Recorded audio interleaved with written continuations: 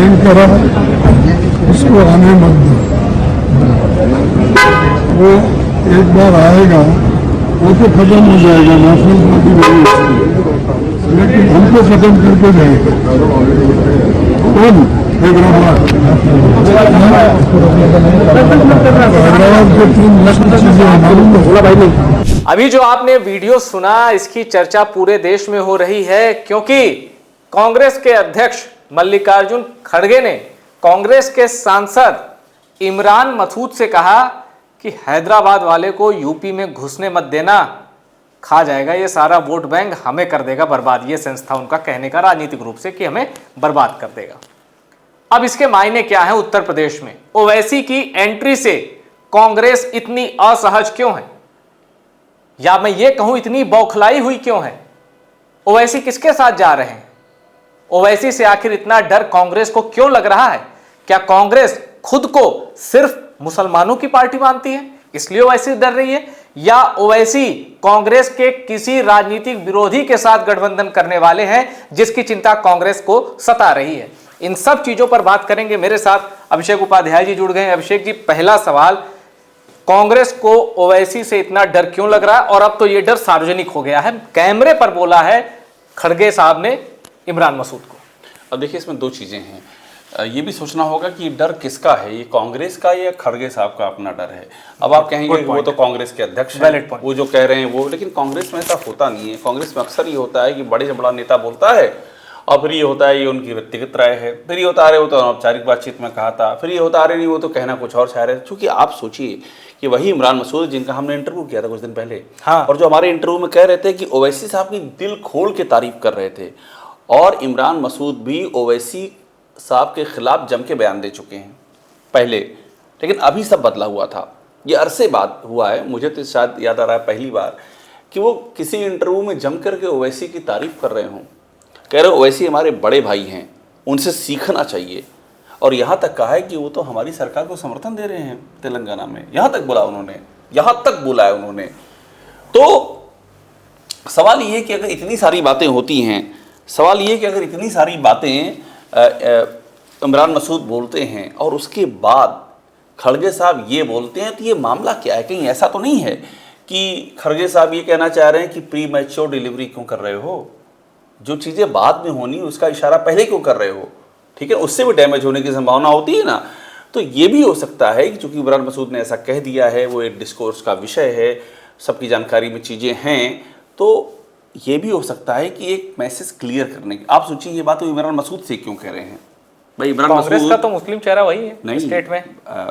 मुस्लिम चेहरे से कहाँ फ़र्क पड़ता है? फ़र्क इससे पड़ता है डिसाइड कौन कर रहा है। क्या इमरान मसूद डिसाइड करेंगे कि किससे अलायंस करेंगे आप, कौन यूपी में घुसेगा?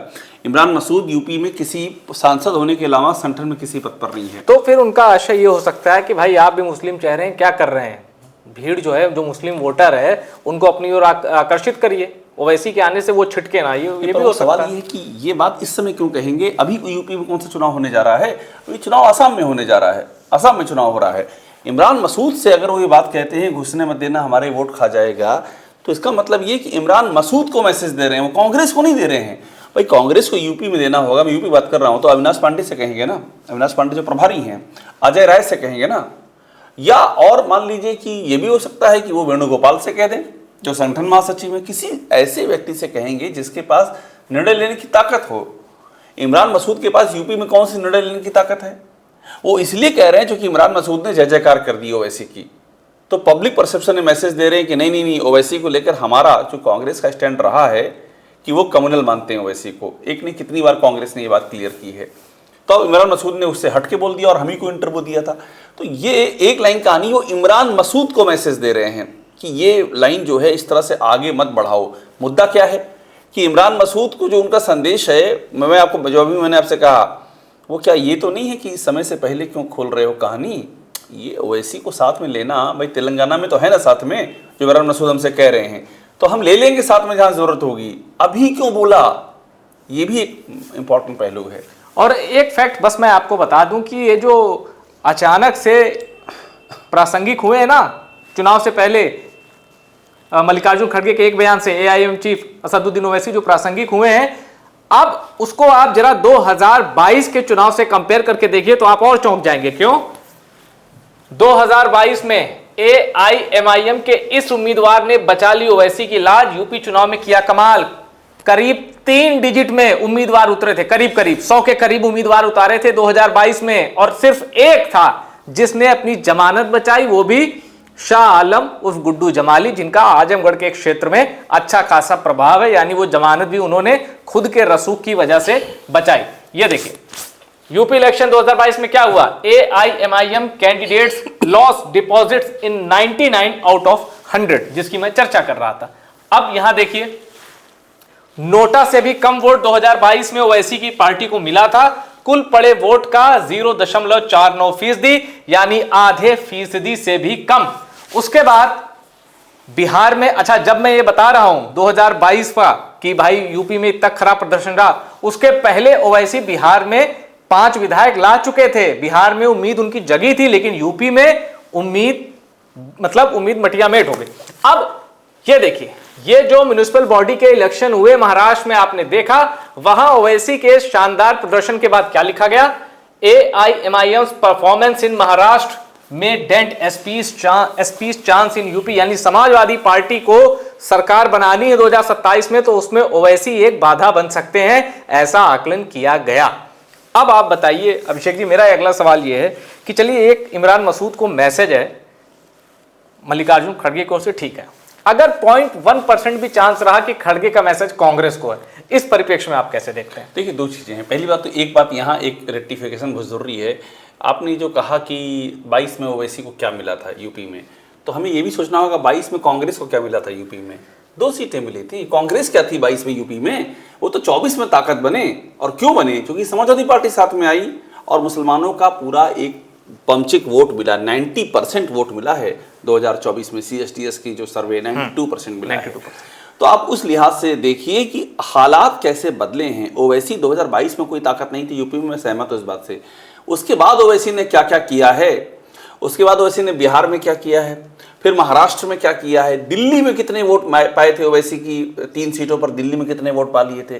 तो ओवैसी का ग्राफ लगातार बढ़ रहा है। और मैं आपको फिर कह रहा हूँ कि तेलंगाना में खुद ही कर रहे हैं कि ओवैसी हमारे साथ हैं, इमरान मसूद हमसे ये ऑन रिकॉर्ड कह रहे हैं, तो कि खड़गे मल्लिकार्जुन खड़गे को अगर ये मैसेज देना होगा तो बड़े तरीके हैं उसके। कांग्रेस को मैसेज देना होगा। कोई भी प्रेस कॉन्फ्रेंस में कोई भी उनका प्रवक्ता किसी भी सवाल के जवाब में कह सकता है कि ओवैसी कम्युनल आदमी, बात खत्म हो जाएगी, वहीं खत्म हो जाएगी। मान लीजिए सुप्रिया सीनेत्र बोल दें किसी प्रेस कॉन्फ्रेंस में कि ओवैसी कम्युनल आदमी है, हम उनके बारे में गठबंधन के लिए सोच भी नहीं सकते हैं। एक टीटीवी कर सकती हैं, पवन खेड़ा कर सकते हैं, सुप्रिया सीनेत्र कर सकती हैं, जयराम रमेश कर सकते हैं, कोई तो नहीं कुछ बोला। खड़गे ने, इंपॉर्टेंट यही है, इमरान मसूद को क्यों कहा कि तुम देख लेना ऐसा ना होने पाए, क्योंकि इमरान मसूद ने ओवैसी की तारीफ की थी, एकदम क्लियर है। मैं फिर कह रहा हूँ, इमरान मसूद यूपी में कुछ भी डिसाइड करने की पोजीशन में आज की तारीख में नहीं है। प्रियंका गांधी उनको काफ़ी भरोसेमंद मानती हैं, मगर जिम्मेदारी असम की दी हुई है। अब आगे देखिए कांग्रेस के लिए स्टेक में कितना कुछ है। कांग्रेस 2024 में 6 सीटें पा चुकी है लोकसभा चुनाव में, अब आ रहा है 2027 आ रहा है।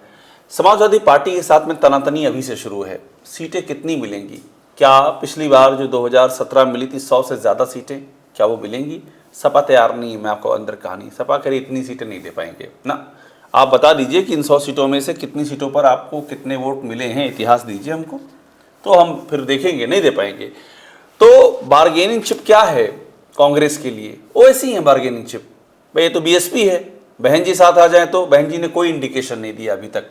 वो तो यहाँ तक क्लियर फंडा है। लेकिन एक शर्त रखी थी कि वोट ट्रांसफर वाली, पर काट वोट ट्रांसफर करवा दो, तो वो शर्त कांग्रेस कहाँ पूरा कर पाएगी? पर अगर वो क्षमता किसी में है तो मेरे ख्याल से कांग्रेस में ही है, जितने दल बीजेपी विरोधी हैं। हाँ, तो वो क्षमता कांग्रेस में आज से तो नहीं है।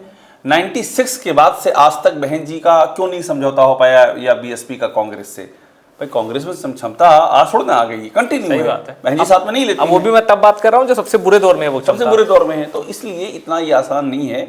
तो मैं इसीलिए कह रहा हूँ कि कांग्रेस जैसे बसपा से गठबंधन हो जाता है तो फिर अलग समीकरण हो जाएगा, ठीक है। मगर इतिहास कहता है कि मुमकिन नहीं लग रहा है, अभी तक जो इतिहास दिखाई पड़ा है।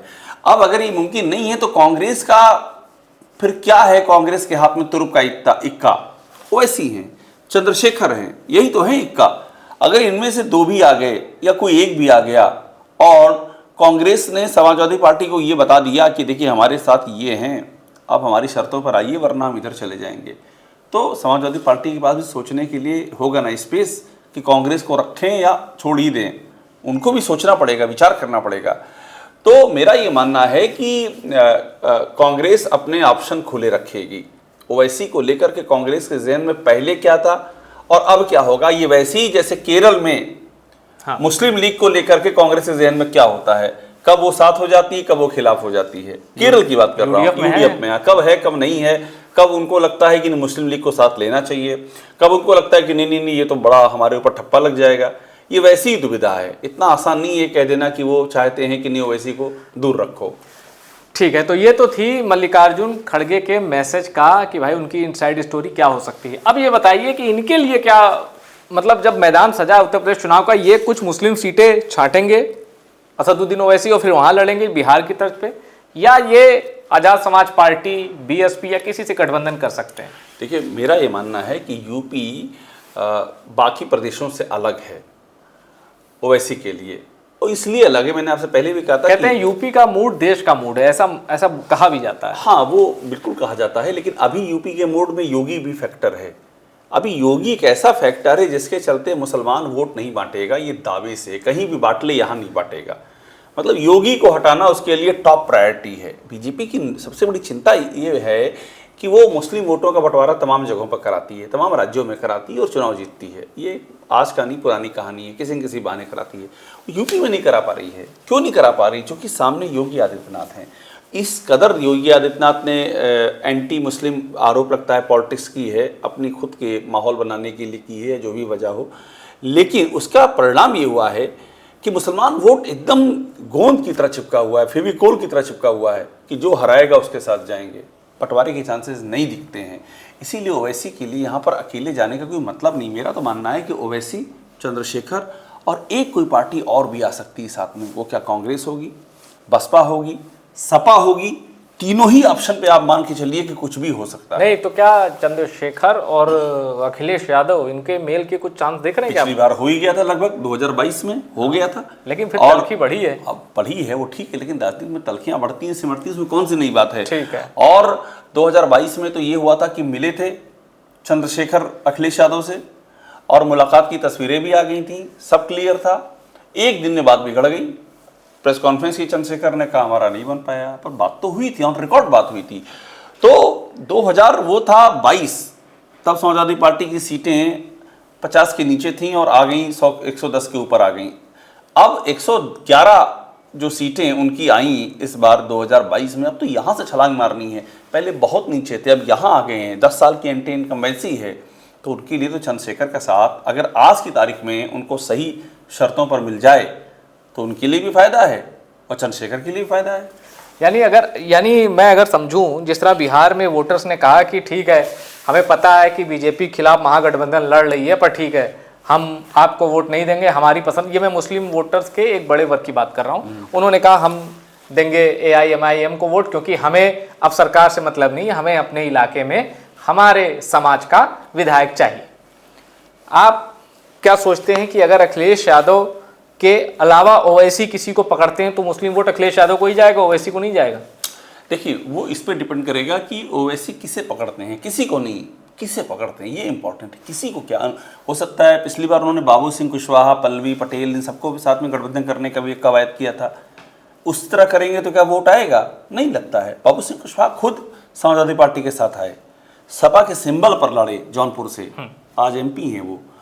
पल्लवी पटेल सपा में आकर के सपा के समर्थन से बनी है सेराथू से MLA, ये सब लोग सपा के साथ आए हैं। तो अगर ओवैसी चले जाते हैं, बसपा के से टाई अप हो जाता है, कांग्रेस हो जाता है, तो सिचुएशन थोड़ा सा मजबूत सिचुएशन होगी। लेकिन मुस्लिम वोट वहीं जाएगा जहां उसे लगेगा कि ये कॉम्बिनेशन बीजेपी को हरा सकता है। समाजवादी पार्टी के साथ इसीलिए संभावना ज़्यादा है आज की तारीख में। आज जब हम आप बात कर रहे हैं, सपा सबसे बड़ी फोर्स है यूपी में विपक्ष की। हाँ, तो आज एडवांटेज है उसके साथ में। आज एडवांटेज क्या है कि एडवांटेज यही मुस्लिम वोट जाने का एडवांटेज है, क्योंकि आज सबसे बड़ी ताकत है। और अगर इस ताकत ने कुछ एडिशन कर लिया, चंद्रशेखर को साथ ले लिया, और देश की तीसरी सबसे बड़ी ताकत है, ओवैसी को साथ ले लिया, कुछ भी बड़ा ले लिया, या मान लीजिए कल राजभर ही छोड़ के आ गए, कुछ भी ऐसा बड़ा किया जिससे परसेप्शन बिल्डअप हुआ कि हमारे साथ तो मान लीजिए कुछ बड़ा ब्राह्मण नेता आके ज्वाइन कर लिए, तो बना कि भाई ब्राह्मण के वोट भी ले सकते हैं, तो मुस्लिम तो रैली कर जाएगा, उसको लगेगा कि हाँ ये कॉम्बिनेशन बीजेपी को हरा सकता है और पर्टिकुलरली योगी को हरा सकता है। तो लड़ाई बीजेपी को हराने की है मुस्लिम वोटर्स के बीच, या योगी को हराने की? आप दोनों एक, या दोनों एक हैं? एक नहीं है, एक खास बात है, योगी एक अलग फैक्टर बन चुके हैं, योगी आदित्यनाथ अलग फैक्टर बन चुके हैं। और जिस तरह की मतलब लार्जर देन पार्टी या other than party? Larger than party नहीं है, पार्टी से अलग उनकी छवि बन चुकी है। लार्जर देन पार्टी अगर होते तो फिर तो योगी आदित्यनाथ कब की अपनी पार्टी बना करके उतर चुके होते मैदान में, जो इस समय स्थितियां हैं उत्तर प्रदेश में। लेकिन वो एक अलग मुकाम पे खड़े हैं मुसलमानों के मामले में। उनको मालूम है, ये जो उनके अंदर परसेप्शन है कि हम पंचिंग बैग हैं योगी आदित्यनाथ की पॉलिटिक्स चमकाने के लिए। जब भी उनकी नाव लड़खड़ाती है, कहीं संभल कहीं बरेली शुरू हो जाता है, कहीं कोई बुलडोजर से किसी मुस्लिम का मकान पे चल जाता है। ये परसेप्शन है मुसलमानों के बीच में, माने गिनी पिग जो होता है कि कहीं भी खतरा हो ढूंढो कहाँ है मुस्लिम और शुरू हो जाओ। हिंदुओं को, वैसे तो हिंदू बहुत बटे हुए हैं यूपी में, योगी आदित्यनाथ पर जात विशेष की सरकार चलाने का ठप्पा है, जम के बंटवारा है, लेकिन मुसलमानों के नाम पर आप इस सबको एक साथ फिर से जोड़ सकते हो। यही मेरा अगला सवाल था और आपने उसका जवाब दे दिया। जैसे आपने कहा कि मुस्लिम वोट एकदम कंसोलिडेट है, कि जाना उसी तरफ है जहां योगी आदित्यनाथ या बीजेपी को हरा सके, तो इसी तरह ये देखा देखी हिंदू वोट भी तो कंसोलिडेट हो सकता है। हो सकता, मैंने भी कहा, होगा नहीं कहा, हो सकता है, इसलिए चूंकि फार्मूला ये रहा है अभी तक, बीजेपी ने यही किया है। अब कर पाएगी कि नहीं ये बड़ा सवाल है, क्योंकि समाज इस तरह से जाति इतना ज़्यादा नहीं बटा था। 2022 के बाद एकदम हाइट चली गई है, ब्राह्मण, यादव, ठाकुर, राजभर, कहीं ठाकुर, ब्राह्मण, जंग छिड़ी हुई है जाति वैमनस्य की। यूजीसी ने रही सी कसर पूरी कर दी है। तो अब आप कैसे एक कर पाएंगे? अब आपस में ही लड़ रहे हैं, तो मुसलमानों का डर आप दिखाएंगे इस बार भी, लेकिन जो आपस में तलवारें खिंची हैं उनको म्यान में रखने में कितना टाइम लगेगा, और क्या मान में रख पाएंगे या एक हाथ में पकड़े रहेंगे उसको? ठीक है, तो चलिए ओवैसी की एंट्री तो कंफर्म है, चुनाव में उतरने वाले हैं। अब देखना यह है कि कौन सी पार्टी जो बीजेपी विरोधी है वो ओवैसी को बी टीम का ठप्पा देती है, क्योंकि ये होने वाला है। आप चुनाव में देखेंगे ओवैसी को बी टीम कहा जाएगा, और कौन पहले कहेगा बस इसी का वेट हो रहा है। और असदुद्दीन ओवैसी की भी कोशिश है कि अपने दम पर ना लड़ें, क्योंकि पार्टी जो चुनाव लड़ती है चाहती है कि उसके मेंबर रहें, मतलब एमएलए रहें, उसके विधानसभा में जाएं, लखनऊ में जाएं उसके प्रतिनिधि विधायक बनकर, उसके नेता, उसके सदस्य, उसके कार्यकर्ता, उसके समर्थक।